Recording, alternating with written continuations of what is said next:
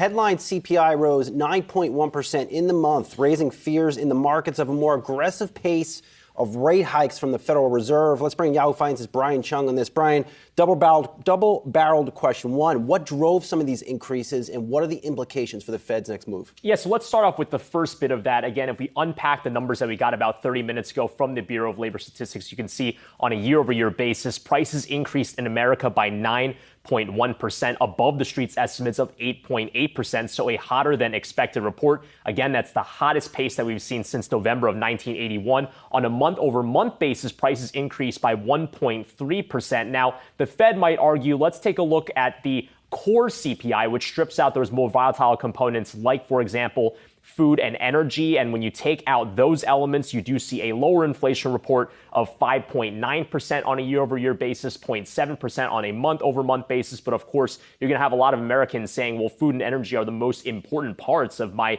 daily consumption, so why would we strip that out? And indeed, when you do look at the prices of gasoline, fuel oil, things that Americans were spending a lot of money on in the month of June, you did see increases on a month-over-month basis, 11.2% on gasoline. Fuel oil did decline by 1%. Food, though, increased by 1%. You take a look at some other components of the CPI as well. Interesting to see the reopening play. Actually saw some prices decline. Hotels and motels down over 3%. Airline fares, car and truck rentals down about 2%. But take a look at owner's equivalent rent. This has been an argument for the more delayed bleed into higher inflation, increasing by 0.7%. That shows an acceleration, actually, of inflation in what is a very large percentage of the average household expenditure, guys. Is there anything that we can extrapolate this to really show where consumers are pushing back on the prices that they do have to pay right now? Yeah, certainly. I mean, there is demand destruction in some of those larger durable items. When you take a look at TVs, for example,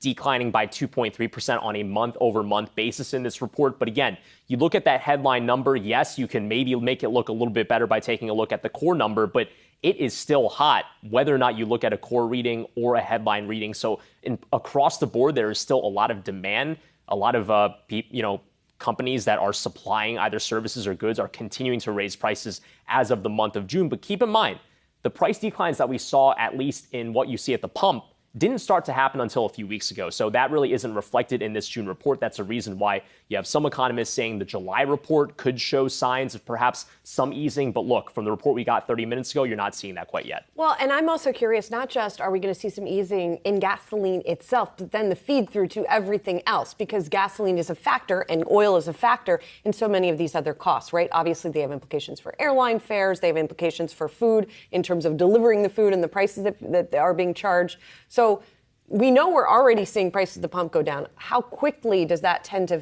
filter through into other stuff? Yeah, well, I mean, there's a lag effect to all of this, right? Mm-hmm. And I think the first thing that you'll start to see, and probably the most accurate real-time number that we get, which is not all that real-time because this report comes out about a month of a lag, right, is in the gasoline and oil prices, right? Because that has to bleed through to everything else. If oil prices get a little bit cheaper, that makes the input costs for businesses a lot cheaper as well. But that's not going to happen overnight, even after we've seen the price declines in the beginning parts of July, for example. You might not see that impacted into other types of non-oil categories until the later months of this year. In the same way that you're seeing some impacts from this inflation report that are actually increasing, providing more upward pressure, not start to reflect themselves until the summer months of this year, right? Again, I was talking about owner's equivalent rent. You didn't see that tick up until really the middle and the beginning of this year, even though people were saying and anecdotally providing evidence that they were paying more for mortgages, paying more for their rent at the beginning or at the end of last year. So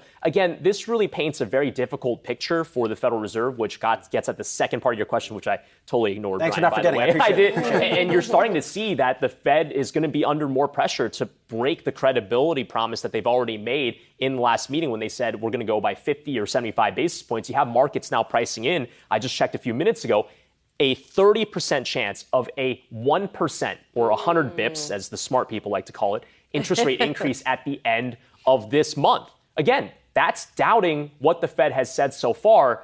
And that's very much understandable when you say, well, this inflation print was much hotter than expected. Wouldn't that require higher interest rates to try to take that demand down? When do you when is the Fed blackout period? Because now I'm thinking back to that journal story that came just before the last Fed meeting where they floated a higher pace of rate hikes. Do you think we could see something like that? Yeah, so we're not in the blackout period right now. So there's no reason why a Fed official or even Jay Powell himself can't come out in the next, let's say, few days and say, hey, here's our reading on the inflation report. We're going to do this at the end of the month.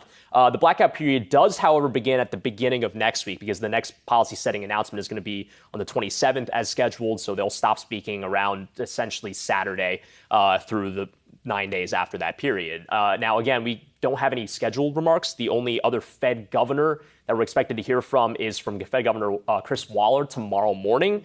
That's definitely going to be one to watch in response to this. But again, all the commentary leading up to today has been it's either 50 basis points or 75 basis points. Philly Fed President Pat Harker said that on our show a few weeks ago. That hasn't changed from anyone. Does this report change that?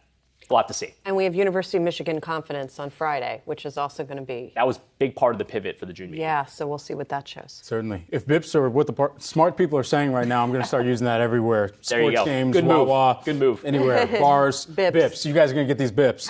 By how many bips have your eggs gone up, for example? Many bips. Many All bips. the bips. We can check that. We can check that. Big Eggs bips. went up by, let's see, 0.3% month over month. Still bips. 30 bips. Bips. Some people say beeps. That's a Jared Blakely special, beeps. We're going to have to workshop that one. Yeah. All right. Thanks so much, Brian Cheung, joining us here on the day to break down all things CPI.